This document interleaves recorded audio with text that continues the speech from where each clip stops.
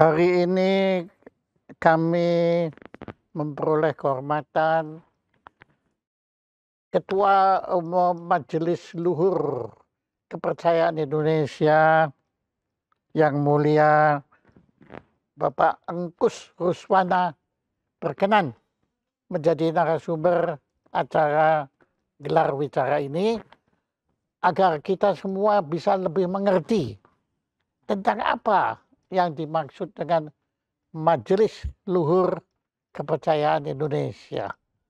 Silakan Pak Engkus. Terima kasih Romo Jaya, Sampurasun, Rahayu untuk semuanya. Selamat sore. Perkenalkanlah, saya Gus Ruswana. Saya Ketua Presidium 1 Dewan Musyawarah Pusat Majelis Luhur Kepercayaan Terhadap Bahasa Indonesia atau MLKI. Nah, MLKI itu adalah satu wadah yang menghimpun dan mengkoordinasikan seluruh penghayat kepercayaan yang ada di Indonesia, baik itu yang berorganisasi maupun yang belum berorganisasi. Jadi kita coba menghimpunnya. Dan sebetulnya wadah penghayat kepercayaan ini bukan yang baru sebetulnya, karena kalau dilihat dari sejarahnya, memang sejak tahun awal adanya wadah yang menghimpun kepercayaan itu sejak tahun 1955, yang dulu dikenal sebagai kebatinan, kelompok-kelompok kebatinan, kejiwaan, kerohanian. Dan itu juga berawal sebetulnya dari adanya pertemuan filsafat, adanya dibentuk panitia penyelenggara pertemuan filsafat dan kebatinan yang dipimpin waktu itu oleh Mr. Wongso Nagoro itu tahun 51, dan kemudian mengadakan pertemuan bulanan yang disebut dengan Purnomo Siden gitu ya, di mana pada pertemuan bulanan itu menghadirkan narasumber-narasumber dari berbagai kalangan, termasuk pada waktu itu adalah para menteri juga. Kebetulan kan Pak Wongso Nagoro juga pernah menjadi menteri Dikbud, pernah menjadi Perdana Menteri pada waktu Kabinet Ali Wongso. Jadi dulu tahun 50-an itu cukup intens pertemuan-pertemuan antar lintas agama. Nah, itu kemudian dibakukan atau diformalkan menjadi satu badan atau wadah organisasi yang disebut dengan nama BKKI, Badan Kongres Kebatinan Indonesia. Nah, itu yang dibentuk bulan Agustus tahun 1955 melalui munasnya di Semarang. Nah, kemudian wadah ini berkembang terus sehingga dan mendorong dan mendorong bangkitnya para paguyuban atau organisasi kepercayaan yang ada di Nusantara ini. Nah, itu tahun 58-an itu udah di Sumatera timbul, banyak berdiri, di Ambon, Maluku juga banyak timbul, di Kalimantan juga semuanya bergabung gitu ya, yang semula waktu pembentukan itu ada 70 organisasi atau paguyuban, tahun 58 itu sudah mencapai 100-an lebih dari organisasi atau paguyuban. Dan pada waktu itu komunitasnya, jumlah warganya menurut laporan yang di APK dulu itu sampai 2 juta gitu ya, tahun 58, 55 itu masih 1,5 juta gitu ya. Nah itu prosesnya itu. Kemudian ada dinamika BKKI ini dengan masuk berkembangnya kelompok-kelompok komunis gitu ya, sehingga ini agak berpengaruh terhadap kehidupan masyarakat penghayat, sehingga pada waktu terjadinya G30S, nah sebagian dari paguyuban kepercayaan itu ada yang dikonotasikan, ada yang distigma sebagai komunis. Oh. Itu terjadi. Sehingga banyak paguyuban-paguyuban pasca 65 itu dibubarkan oleh Bakor Pakem, pemerintah. Nah, untuk itu kemudian tahun 66 itu Sekber Golkar kan dibentuk, kemudian merangkul masyarakat kebatinan kepercayaan ini, dan dibentuklah di bawah seksi kerohaniannya Sekber Golkar, Sekretariat Bersama Golongan Karya, ngebentuk BMK 3I, jadi Badan Musyawarah Kebatinan, Kerohanian, Kejiwaan Indonesia, itu di bawah Golkar, dalam rangka menyelamatkan karena tuduhan-tuduhan yang tidak mendasar itu, gitu ya, karena banyak yang dikomuniskan. Nah itu kemudian berkembang lagi, gitu, dari 66 tadi, kemudian ada tahun 70 itu ada simposium kepercayaan diadakan, dan itu karena pada waktu itu muncul adanya dilema dan debat antara soal pasal 29, di mana pasal 29 itu ada menyangkut ada frase soal agama dan kepercayaan, gitu. Nah, ini kan banyak yang mengatakan kepercayaan itu kepercayaan bagian dari agama, artinya tidak terpisahkan dari agama. Nah, sementara dari pihak masyarakat kebatinan kerohanian kejiwaan, kepercayaan ini ya justru tersendiri, gitu. Ini adalah pada dasarnya adalah penganut-penganut ajaran atau kepercayaan atau agama leluhur, gitu.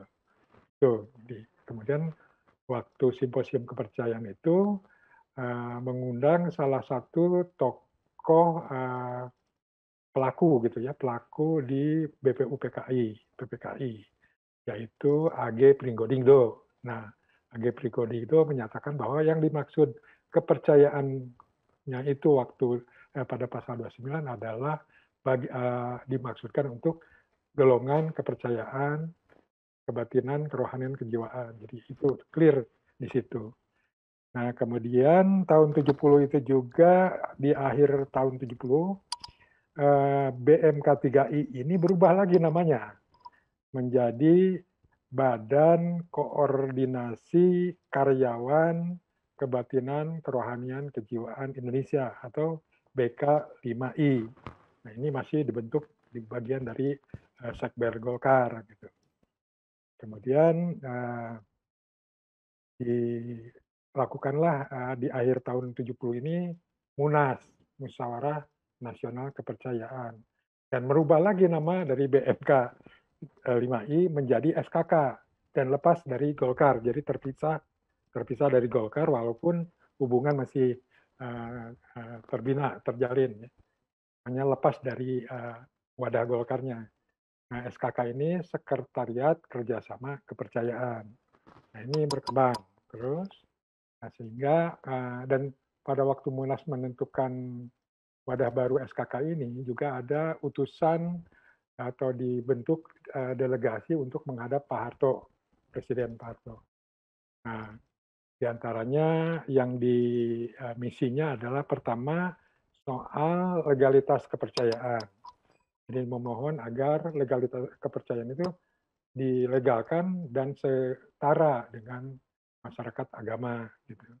Kemudian yang kedua, agar pendidikan moral Pancasila diajarkan di sekolah-sekolah dan di kekaryawanan, gitu ya. Jadi ada program PMP diusulkan. Kemudian meminta juga agar SKK mempunyai kedudukan yang sama setara dengan waktu itu PUSI. Jadi Perhimpunan Persatuan Ulama Seluruh Indonesia. Dan yang keempat waktu itu meminta agar perayaan Satu Suro dijadikan sebagai Hari Nasional Kepercayaan. Itu yang utusan atau delegasi dari Munas Kepercayaan tahun 1970. Kemudian hasilnya masuklah kepercayaan di dalam GBHN 1973 dengan termuatnya atau diakomodasinya kepercayaan terhadap Tuhan yang Maha Esa di dalam GBHN, maka secara formal kepercayaan terhadap Tuhan Yang Maha Esa itu adalah sah dan dilindungi oleh negara dan juga setara dengan agama. Kemudian berikutnya tahun 74 begitu diterbitkan Undang-Undang Perkawinan. Nah, dengan Undang Perkawinan itu juga masyarakat kepercayaan terhadap Tuhan Yang Maha Esa atau penghayat kepercayaan sudah boleh melakukan perkawinan tanpa harus numpang di agama yang 6, yang 5 waktu itu. Nah, itu kemudian berlanjut ke tahun 1978-nya, GBHN juga berlanjut, masuk tetap.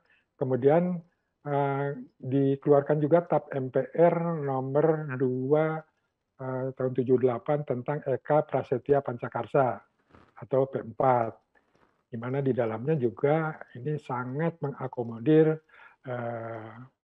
masalah atau substansi kepercayaan terhadap Tuhan Yang Maha Esa.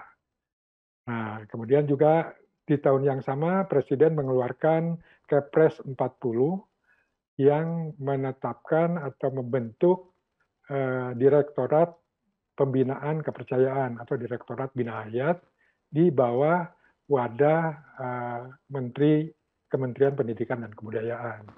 Jadi sejak 78 itulah masyarakat penghayat dibina dan dikelola oleh Kementerian Dikbud. Jadi tidak dibina oleh Kementerian Agama. Nah, kemudian tahun 79 ada Munas Kepercayaan ketiga, kemudian merubah lagi nama gitu. Dari SKK menjadi HPK. Nah, ini dinamikanya ini sangat-sangat dinamis gitu ya. Karena ya berbagai persoalan-persoalan internal maupun eksternal gitu, itu banyak pengaruh-pengaruh eksternal juga gitu. Nah, di November 79 itu bentuk KPK, kemudian ada sedikit kekisruhan, kemudian tahun 88 sebagian dari HPK ini keluar dari HPK dan tahun 88 membentuk BKOK, Badan Kerjasama Organisasi Kepercayaan. Sehingga sejak tahun 1988 ada 2 wadah nasional yang menghimpun masyarakat penganut kepercayaan, yaitu BKOK atau Badan Kerjasama Organisasi Kepercayaan dan HPK, Himpunan Penghayat Kepercayaan. Dan itu berlanjut gitu ya, dengan pasang surutnya kegiatan-kegiatan, dan kemudian pada tahun 2012 dengan difasilitasi oleh Kementerian Budpar waktu itu, kemudian diadakan Kongres Kepercayaan, Adat, dan Tradisi.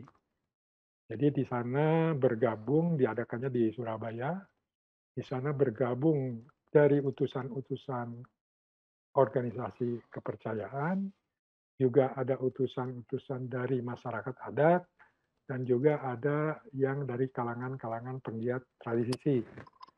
Nah, salah satu hasil dari Munas Kepercayaan Adat dan Tradisi itu adalah menginginkan agar dibentuknya kembali wadah nasional untuk kepercayaan. Nah, itu 2012. Kemudian 2013 secara formal kami dari HPK dan BKOK itu sepakat untuk membentuk wadah yang baru dan wadah tunggal.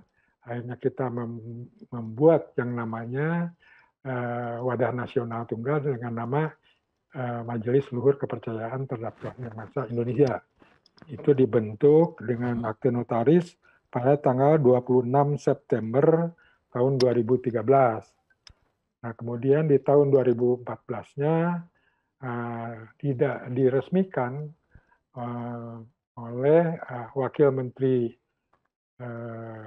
Kebudayaan, Pendidikan dan Kebudayaan, dan disahkan oleh Wakil Menteri ini, gitu ya. Jadi di situ resmilah berdiri Majelis Luhur Kepercayaan Terhadap Tuhan Yang Maha Esa atau MLKI.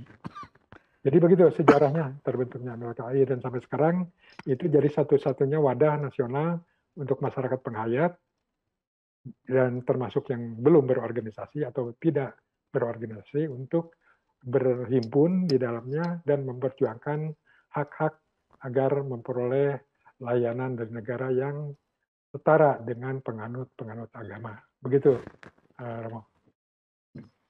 Ya, terima kasih Pak Engkus.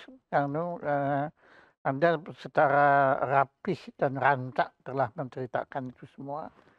Dan kami sangat kagum lah atas perjuangan teman-teman dari aliran kepercayaan ini untuk menempatkan diri di dalam negara Indonesia ini sesuai dengan Pancasila.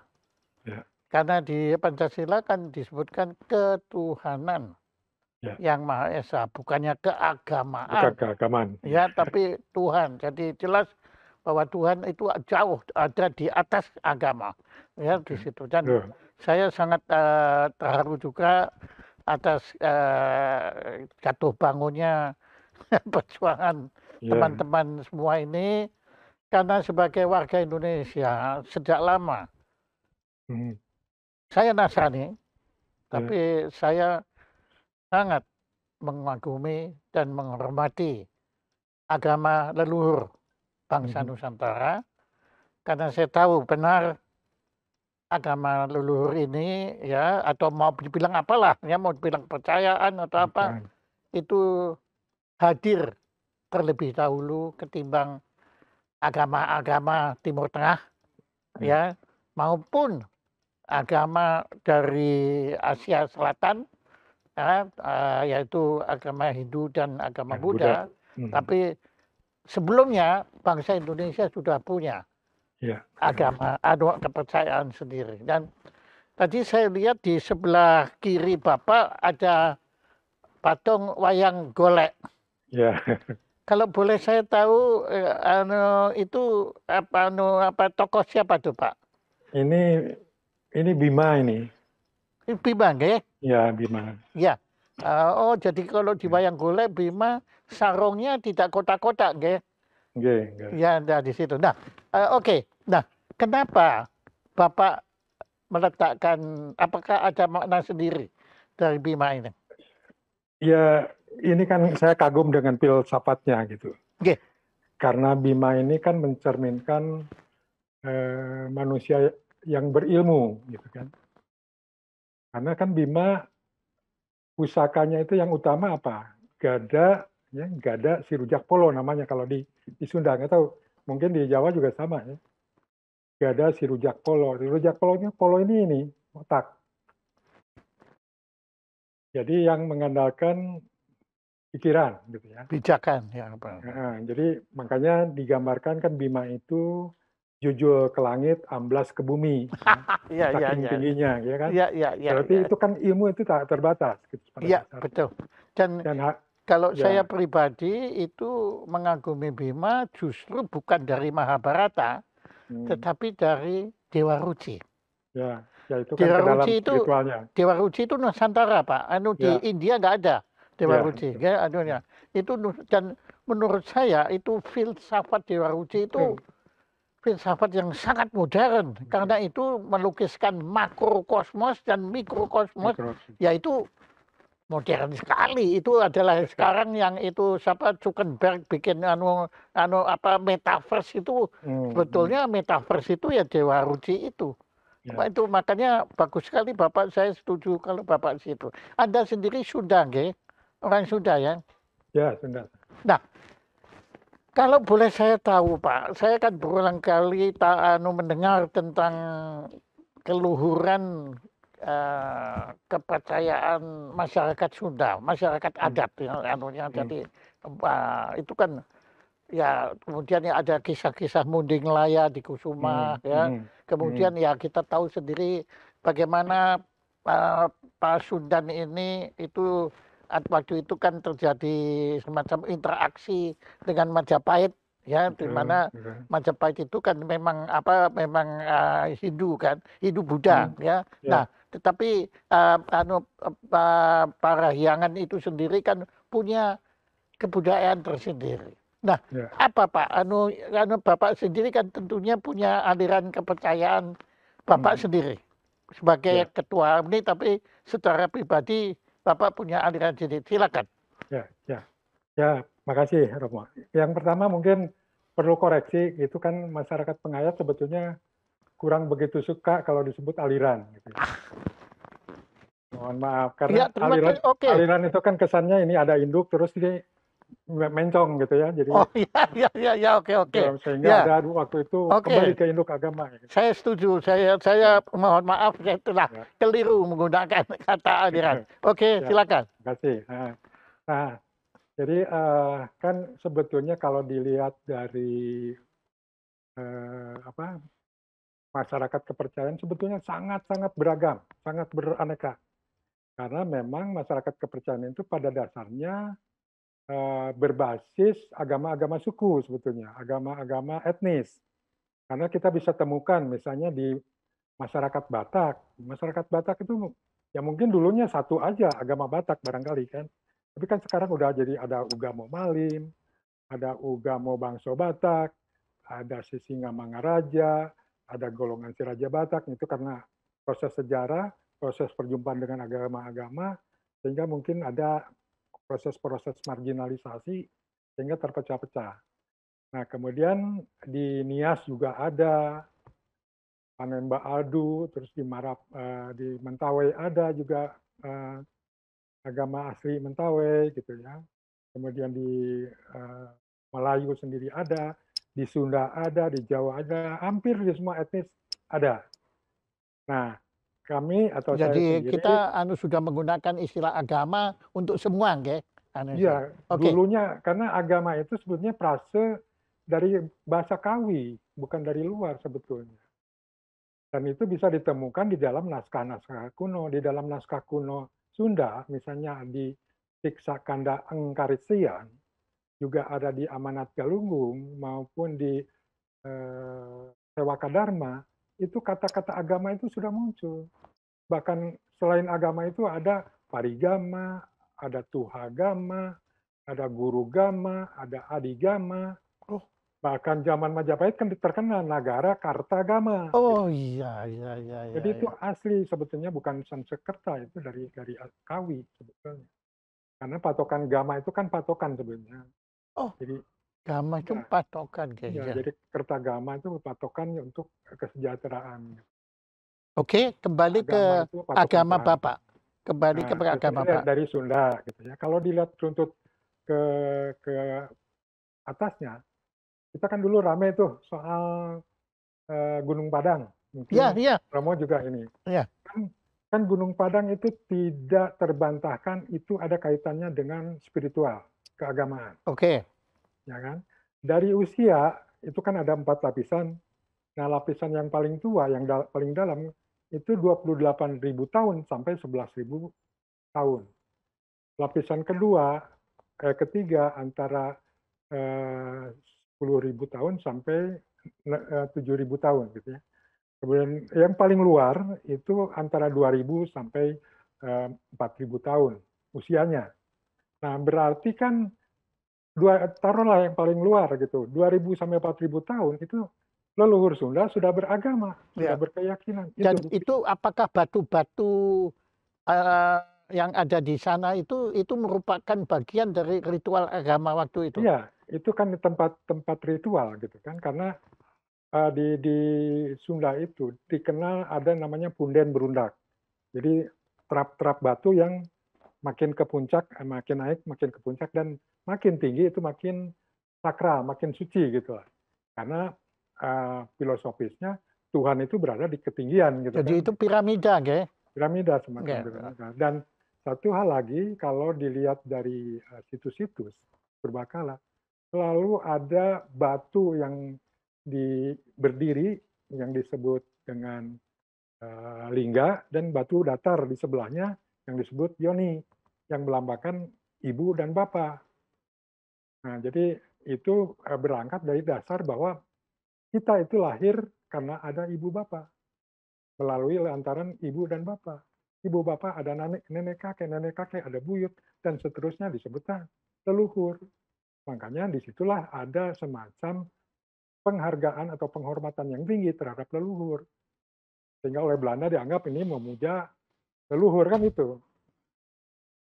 Jadi itu. Jadi kami memang yang dari Sunda, yang digali dari Sunda gitu. Nah, agama Bapak itu namanya apa Bapak? Namanya? Nah, kalau sekarang kami kan di organisasi namanya budidaya gitu ya. Kalau organisasinya banyak. Kalau nama agamanya atau nama keyakinannya sebetulnya ya bisa bisa mungkin saja sekarang disebut Sunda Wiwitan atau Sunda Buhun gitu ya. Karena sebetulnya zaman dulu itu tidak ada nama. Oh, iya, Ya iya. kan agama zaman dulu itu ya diterapkan dalam perilaku hidup, udah Ya, menjadi satu kesatuan dan nggak butuh nama, nggih. nggak butuh nama. Ya, ya, ya. Ada kepentingan nama itu setelah ada yang dari luar membawa Iya, iya, identitas kan iya, gitu. iya, iya. Baru ada kebutuhan itu. Ah, Karena kalau lihat tadi kembali ke naskah-naskah kuno, tidak ada namanya. Paling ada disinggung Jati Sunda, ada Batara Ing, Praba apa gitu ya. Jadi itu sehingga kesininya baru disebut Sunda Wiwitan itu tahun 67-an ketika negara menerapkan identitas di KTP terus pakai agama. Nah, orang Baduy yang sering keluar bawa surat jalan ditanya sama kepala desanya, ini mau ditulis apa agama? Ya Wiwitan aja katanya. Jadilah Sunda Wiwitan. Gitu. nah, jadi dapat dikatakan agama masyarakat adat Baduy itu adalah termasuk Sunda. Iya, ya. Ya. Jadi itu yang Baduy itu dengan Pajajaran sama, dengan Galuh sama, Oh. dan juga ya karena sebetulnya percampuran antara Jawa Sunda sebetulnya bukan zaman Majapahit saja sebetulnya. Karena sebetulnya di abad ke-6 juga terjadi perkawinan antara Pangeran Mandi Minyak, Lahyangta Mandi Minyak, dengan Dewi Parwati yang dari Kalingga sebetulnya. Itu yang melahirkan Bratasenawa, kemudian Sanjaya. Nah, di masa Sanjaya itu kan terkenal sampai ke mancanegara.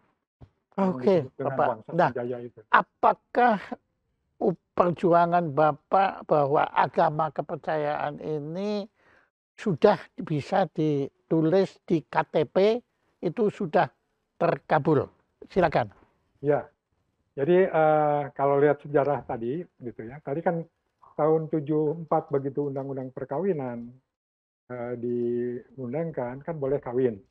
Kemudian Menteri Dalam Negeri juga mengeluarkan surat Mendagri, itu SK Mendagri yang mencantumkan bagi para pengait kepercayaan dicantumkan kepercayaan terhadap Tuhan Yang Maha Esa di dalam agama. So, agama garis miring kepercayaan terhadap Tuhan Yang Maha Esa. Kalau agama ditulis namanya Islamkah, Kristenkah, Buddhakah, kalau kepercayaan agamanya dicoret gitu.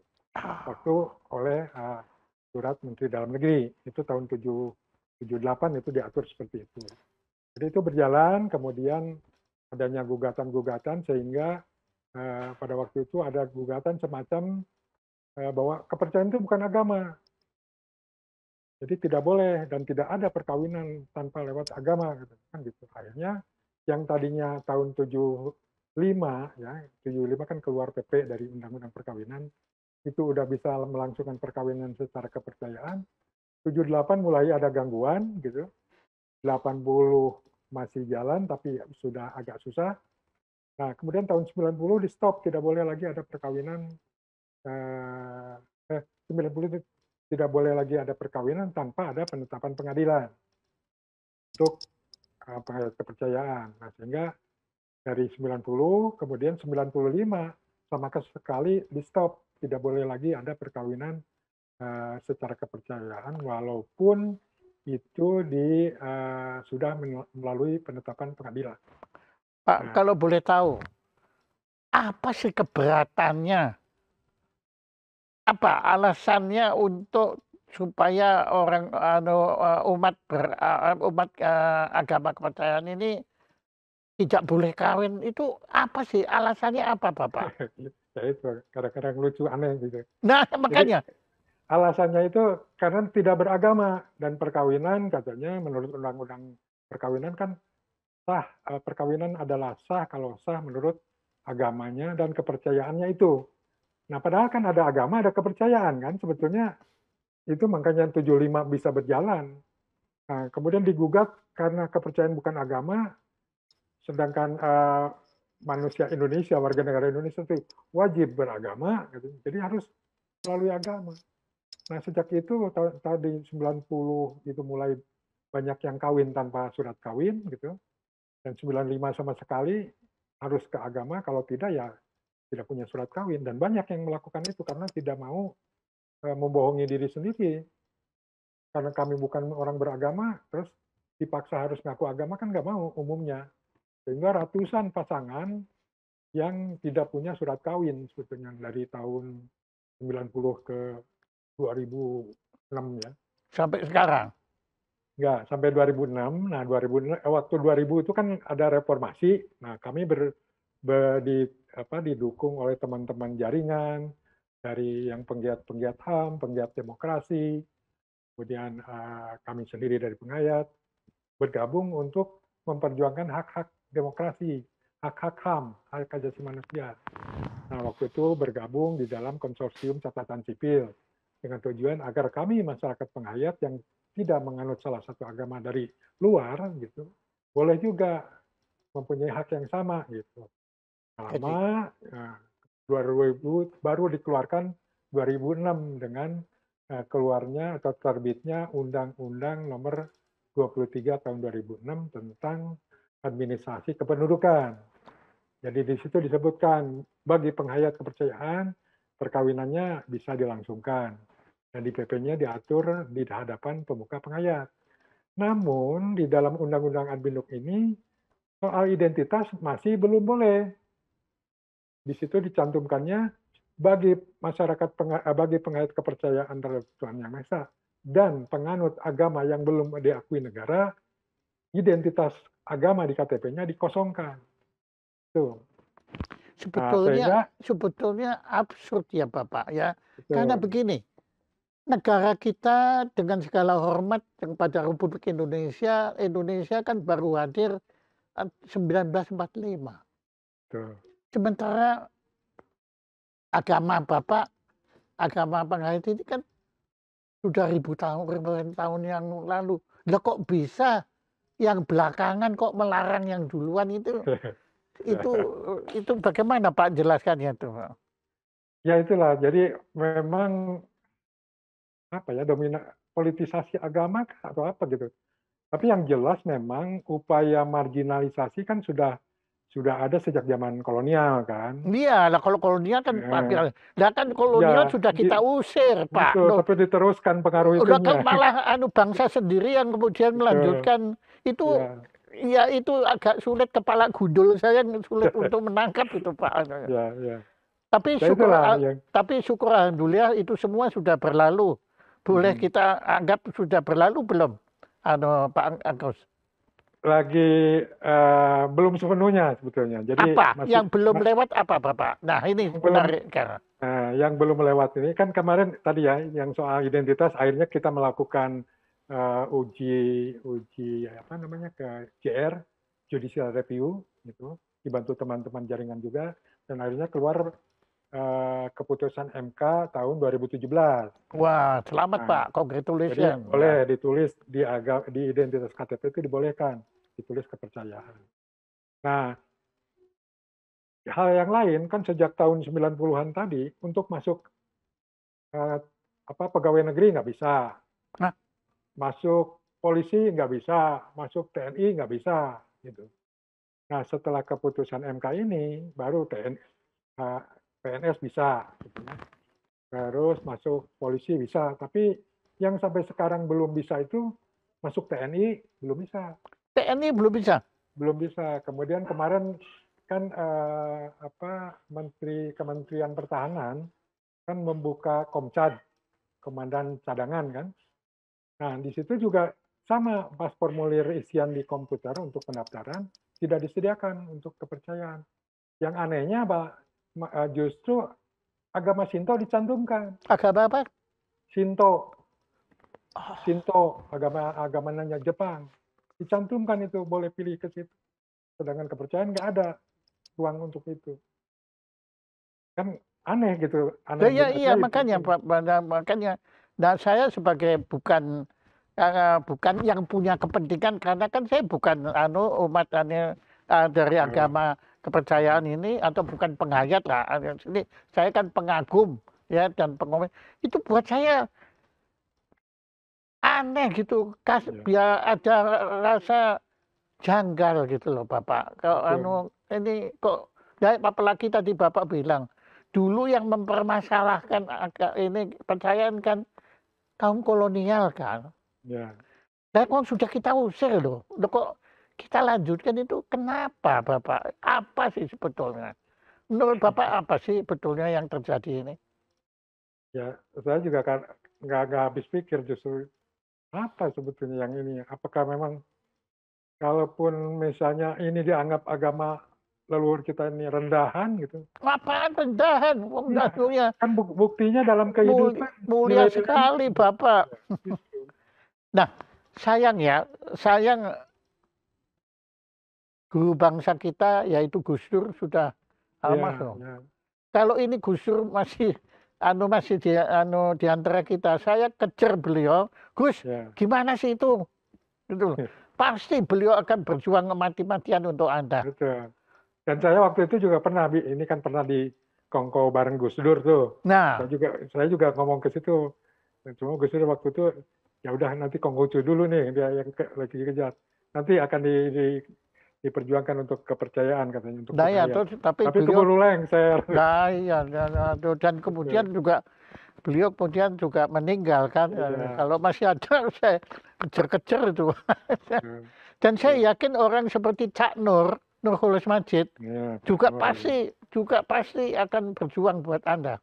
Hmm. Ya karena saya kenal kedua beliau itu ya belakangan ini ada ya itu Gusmus ya itu. Hmm. Nah itu juga pasti mereka setuju bahwa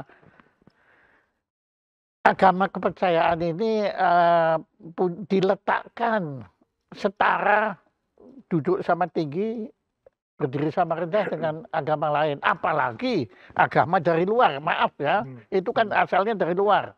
Ini Betul. kan agama pribumi sebetulnya kan, Betul. ini situ. Padahal kalau belajar dari leluhur kita kan begitu arif ya. Leluhur kita Oh, kan bukan di main Pak. sejarah Ya. mereka datang kan diterima dengan baik, Nah, itu bahkan dia. ditunjang, Ya, didukung artinya ya diberi oleh sarana tempat, ya sarana toh. pengembangan tempatnya. Bahkan zaman kalau di legenda tentang Aji Saka kan disebutkan gitu. Abu Saka itu datang, dia tidak punya pendopo, di pendoponya dibangunkan oleh Dewata Cengkar, kemudian belum punya istri dicarikan istrinya dari keluarga keraton, dan mereka berkembang dengan baik gitu. Dalam sejarah kan tidak ada cerita agama yang luar yang masuk ke Nusantara kemudian dihalangi atau diusir oleh Iya, udah penganut ada agama Pak, leluhur udah kan nggak ada ada Pak. ceritanya. Indonesia itu Ya, welcome kita ya. welcome. Ya bagaimana kemudian Mahabharata, Ramayana semua bisa Hmm. masuk ke Indonesia sehingga melahirkan wayang itu kan menunjukkan keterbukaan Iya, iya. Justru peradaban Nusantara. diakulturasikan yang kita kira Iya, konflik diharmonikan kan itu leluhur iya kita itu. luar biasa Pak. Ya saya sendiri juga mengagumi kebudayaan Sunda. Musik Sunda Terima itu kasih. Pak buat saya dahsyat Pak itu. Ya, Ya kemudian ya kisah-kisah Munding Laya di Kusuma. itu juga spiritual itu. Ya Ya, itu maknanya luar biasa Pak. betul. Nah seperti tadi Bapak waktu menyapa kita kan Bapak juga menggunakan perkataan Sampurasun ya. Kalau Ya, ya betul ya. betul. Nah itu apa Pak artinya? Sebab waktu itu kan ada yang sempat keliru Ya, menggunakan istilah ya. itu. Kan kan setiap salam itu kan doa, Nggih, ya kan? Prinsipnya itu di semua agama saya kira sama lah, iya. doa itu. Nah, Sampurasun sendiri sebetulnya itu berarti sampurna ning ingsun gitu. Jadi doa untuk menyempurnakan si ingsun supaya nanti bisa kembali manunggal dengan Tuhan tuh kalau dalam bersih sampurna. Oh, manunggal kalau Gusti ada di situ, Iya, nggih. jadi kan sampurna ning ingsun. Jadi ingsunnya. Karena kalau raga kan kembali ke asal raga. Yang akan kembali ke Tuhan itu kan isi ingsun. Ingsun ya, Tapi kalau ingsunnya tidak sempurna, ya tentu tidak mungkin bisa menyatu dengan Tuhan. Toh. Terima kasih Bapak. Ya tentunya saya masih harus banyak belajar di situ ya, di situ. Nah, kalau kitab sucinya, ya kalau Nasrani kan ada kitab sucinya Alkitab, kemudian Al-Quran untuk Islam. Yang Hindu juga punya kan kitab suci mereka, Buddha juga. Nah, kalau kepercayaan bagaimana, Pak? Nah, ini yang memang agak apa namanya? Ya karena mungkin proses dulu termarginalkan dan apa namanya terpinggirkannya agama leluhur. Itu kan pada masa budaya tulis menulis belum berkembang. Iya, itu Jadi, Pak. Saya setuju kita ini, Pak. Ya karena leluhur dulu kita itu kan budaya lisan itu bisa. sempat dianggap budaya yang inferior. Hmm, Tapi enggak Pak. Saya ya, setelah pelajari ternyata semua bangsa itu pasti awalnya lisan dulu. lisan dulu. Nah, Baru, menerapkannya itu kan nah melalui itu. pantun, Iya. melalui cerita legenda, Iya. melalui bentuk-bentuk apa ornamen-ornamen. Iya, Itu iya, kan iya. di dalam ini kayak misalnya soal tadi punden berundak gitu ya. Terus kan Borobudur, Borobudur itu kan sebetulnya udah akulturasi, inkulturasi antara Buddha dengan ajaran leluhur sebetulnya, ajaran Jawa. Karena di situ ada konsep papat kelima pancer. Di situ ada konsep Tritangtu. Kalau di Sunda itu ada Tritangtu. Jadi ada dunia atas, dunia bawah, dunia tengah. Atau urusan lahir, urusan batin, urusan insun. Jadi sebetulnya Borobudur itu ya seperti Gunung Padang itu, nggih, Pak. Iya, dari terap punden Iya berundaknya toh, Gunung Pak. Padang. Ya. Nah, terus dari struktur ruangnya kan segi empat kan, dasarnya dan di tengahnya ada stupa besar gitu kan, itu papat, lima pancer itu perkawinan di situ. Jadi, kemudian di situ kan ada Kamadatu, Rupadatu, Arupadatu. Iya, iya, iya, iya, Itu kan iya. dunia bawah, dunia panca tengah. Kalau di Baduy itu ada Buana Larang, Buana Panca Tengah, Buana Nyungcung. Jadi udah perkawinan itu. Jadi, Bapak sendiri, kalau boleh kami tahu, suku Bapak itu tadi kan ada Baduy gitu kan. Nah, ya. suku Bapak apa, Pak? Ya Sunda. Baduy juga Sunda sebetulnya. Oh. Jadi suku Baduy itu bukan suku tersendiri, ini mereka suku Sunda. Cuma penamaan Baduy itu ya oleh Belanda juga gitu. Jadi dalam rangka memojokkan ini seperti bangsa Baduy gitu yang tidak bangsa terasing. Bangsa terasing. Ya, Nah itu kan sebetulnya sisa-sisa sebagian jadi sisa Pajajaran waktu dihancurkan, sebagian kan ke sana. Ke Cibeo yang ini. Nah di Cibeo itu kan nama kampung di Baduy itu kan di Kanekes. Mereka lebih suka disebut Kanekes, orang Kanekes gitu. Bukan orang Baduy. Nah di Kanekes sendiri kan ada 3 kampung. Cibeo, Cikesik, Cikertawana itu kan lambang raga, urip, dan ingsun sebetulnya kan itu. Kalau Sumedang itu bagaimana Bapak? Sumedang itu juga sisa Pajajaran. Kan kerajaan yang ada di Jawa Barat itu di Pasundan itu kan ada Galuh, ada Sunda, ada Indrapasta, ada itu yang besar itu tuh. Nah sisa Sumedang itu sisa-sisa kerajaan terakhir. Jadi waktu Mataram masih berkembang di Pajajaran kan udah hancur, tinggal Sumedang itu. Pajajaran itu hancurnya kenapa Bapak? Diserang sama Kesultanan Banten dan Cirebon, dibantu Demak. Dan itu puluhan tahun itu diserangnya berkali-kali sampai hancur.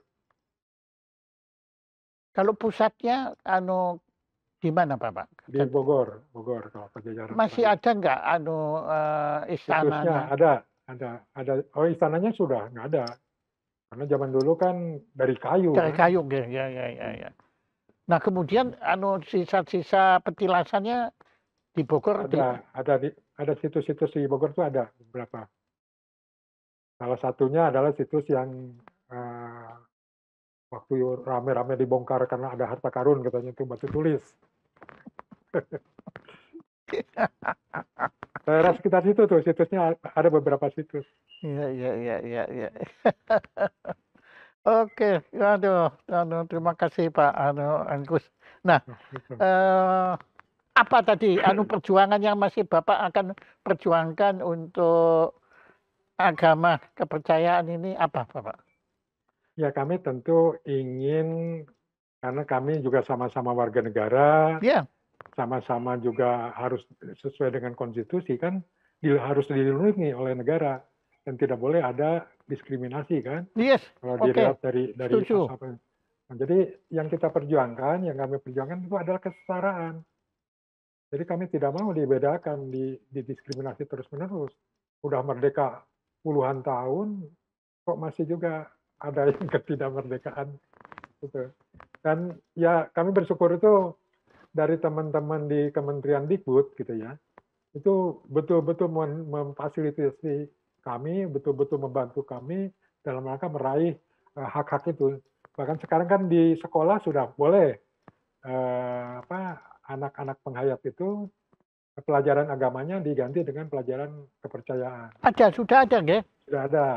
Oh, Walaupun memang karena harus mengikuti undang-undang yang lainnya, seperti undang-undang guru dan dosen, itu kan pendidiknya atau gurunya itu kan harus dari lulusan S1 dari program yang linear kan. Nah, mana ada gitu kalau mau ngarah ke sana kan. Karena jadi, belum. Jadi sementara disiasati oleh dukungan Kemendikbud dengan istilahnya pakai penyuluh gitu. oh, betul. Jadi gurunya diambil dari SMA, lulusan SMA, kemudian diadakan pelatihan, kemudian disertifikasi oleh Naker, gitu, Badan Sertifikasi Nasional (BNSP). Nah, disertifikasi jadi diuji kelayakannya mengajarnya gitu. Dan itu jadi sementara fungsi gurunya diganti oleh penyuluh ini. Eh, Namun problem karena belum ada di undang-undang gitu ya. ya, Titiknya, secara formal memang belum ada. sehingga agak Yang S1 kan belum kendala. ada. Ya. Jadi belum kendalanya itu belum bisa diangkat jadi guru, sehingga untuk mendapatkan honornya pun susah gitu ya, sangat minim, jadi ala kadarnya jadinya kan. Gitu. Jadi tapi bagi kami itu nggak terlalu penting gitu. Yang penting adalah anak-anak penghayat dididik sesuai dengan keyakinan, sesuai dengan agama yang Jadi di sekolah mana saja yang sudah diselenggarakan ini. sudah hampir di semua ini, dari mulai Sumatera Utara gitu ya, sampai ke Sulawesi Barat, Sulawesi Utara, hampir di semua yang banyak penghayat gitu, Nah, itu sudah menarik bisa. Pak. Setahu saya Sumatera Utara itu Aceh kan, ya itu kan di sana kan mayoritas Islam.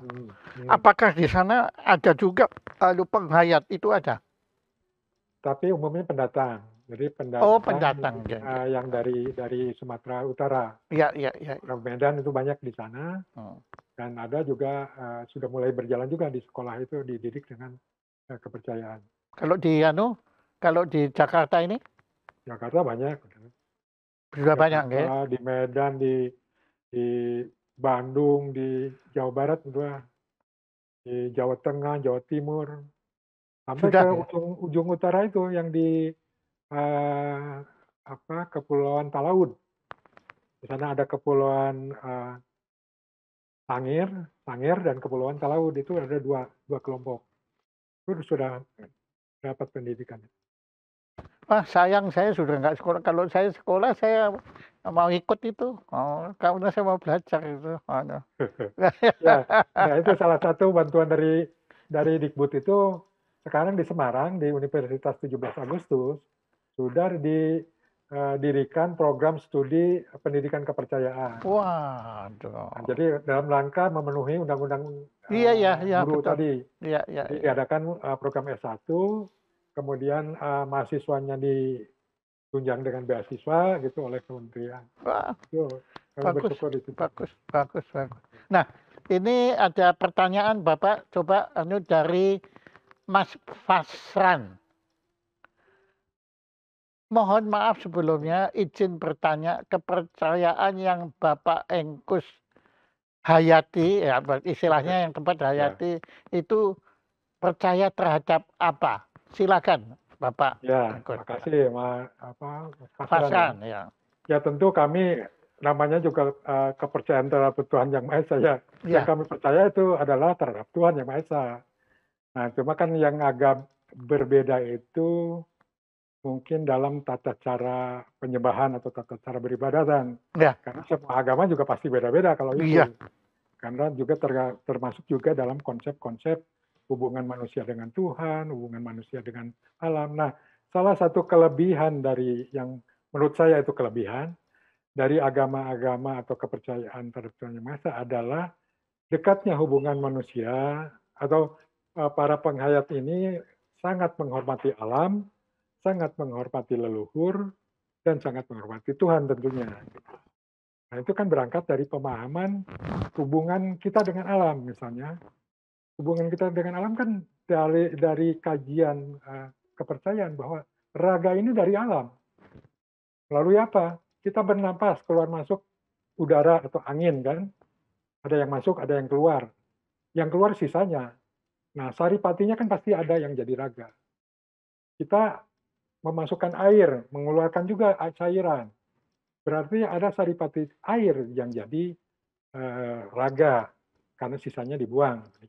Kemudian semua makanan berasal dari saripati yang dari bumi. Nah, masuk ke dalam tubuh dan sisanya dibuang. Berarti ada saripati bumi yang jadi raga. Nah, kemudian satu lagi adalah unsur api atau panas. Semua makanan yang dimasak itu berarti sudah mengandung saripati api. Kita makan, masuk ke dalam tubuh. Kemudian kita juga menyerap hawa yang disinari oleh kehangatan hawa yang disinari oleh matahari. Masuk, diserap oleh tubuh.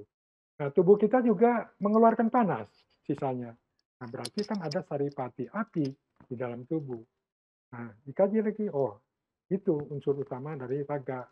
Makanya muncul konsep sedulur papat di dalam konsep kepercayaan. Dan itu yang menjadi asal raga. Jadi raga berasal dari saripati api, air, angin, dan bumi.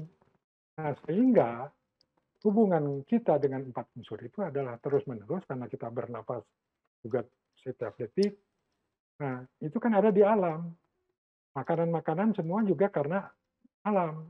Nah, sehingga tanpa alam kita tidak akan ada. Makanya harus saling menjaga alam karena misalnya kalau kita mencintai alam, maka alam juga akan mencintai kita. ya, Itu prinsip yang ya, dipegang oleh masyarakat penghayat. Nah, kemudian hidup dari mana? Kan itu raga, kan ada hidupnya. Hidup kan tentu dari yang maha hidup, dari kuasa Tuhan. Nah, kuasa Tuhan dengan Tuhannya, apakah terpisah? Kan tidak. Pasti kuasa Tuhan manunggal dengan Tuhannya. Berarti kuasa Tuhan yang ada di dalam diri kita itu manunggal dengan Tuhan. Makanya muncul konsep manunggalin kaula Gusti. Nah, ini indikatornya apa? Di dalam nurani. Di dalam nurani kan ada unsur utusan Tuhan. Di situ misalnya kita bohong, di dalam ngomong kamu bohong. Kalau kita berbuat salah, di dalam nurani kita ngomong kamu salah. Nah, itu indikatornya.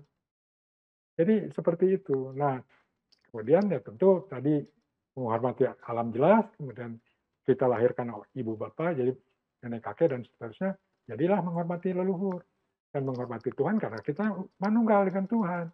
Kalau kita merasa kuasa suci ini berasal dari Tuhan, dari Yang Maha Suci, gunakanlah kuasa yang ada di dalam diri kita untuk kesucian.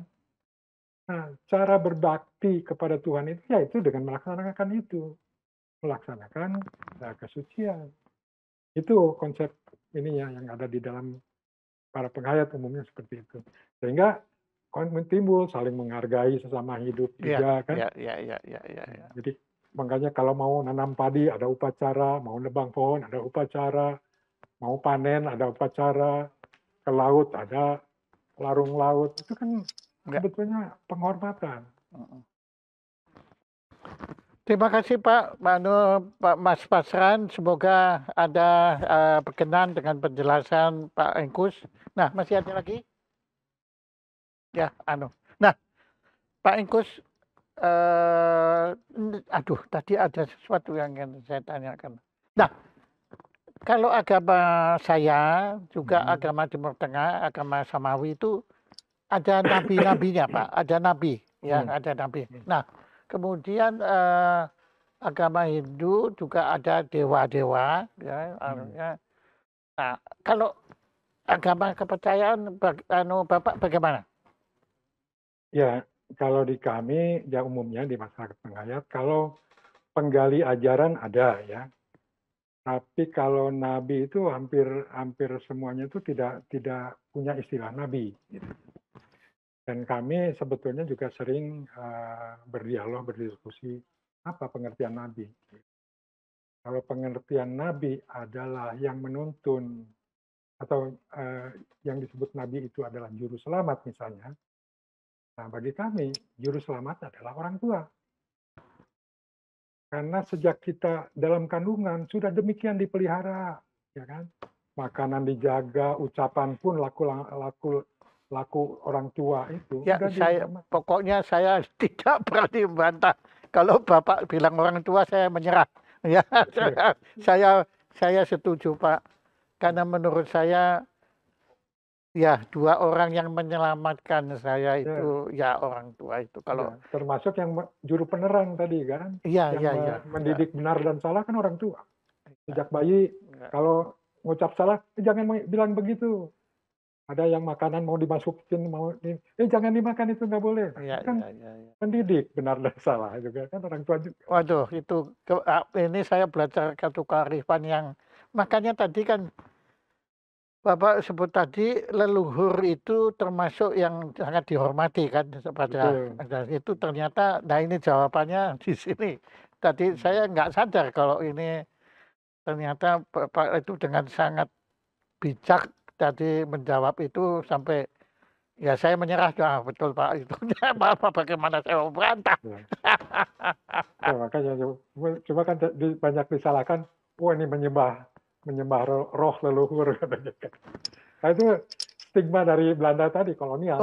Iya. Ada kepentingan kolonial untuk merendahkan bangsa yang dijajahnya kan itu. Iya betul, supaya pembunuhan karakter. Dan memutus hubungan kebanggaan terhadap leluhurnya. Iya. Itu tujuannya. Nah, insya Allah bangsa Indonesia tidak mau melanjutkan keangkara murkaan kaum penjajah ini, sehingga sudah selayaknya pada suatu hari nanti saya ketemu Pak Engkus bilang, Pak sudah nggak ada lagi yang perlu diperjuangkan bagi masyarakat penghayat.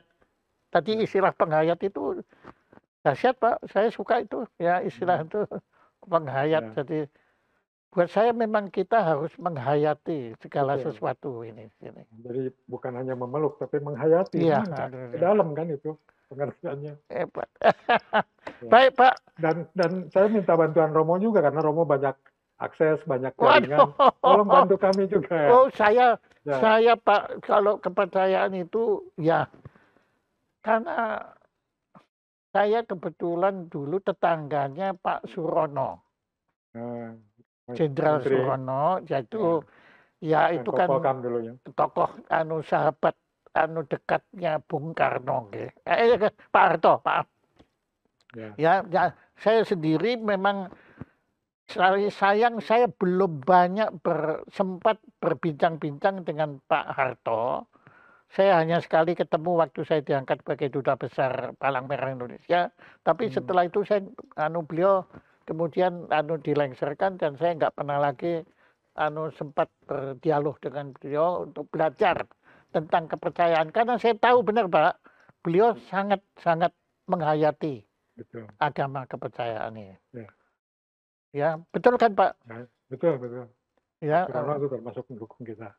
Ya, dan Dan ajaran-ajaran Pak Harto yang diwariskan kan bagus-bagus kan, terutama yang sangat merasuk di kita, di keluarga Suprana itu adalah ojo dumeh, Pak.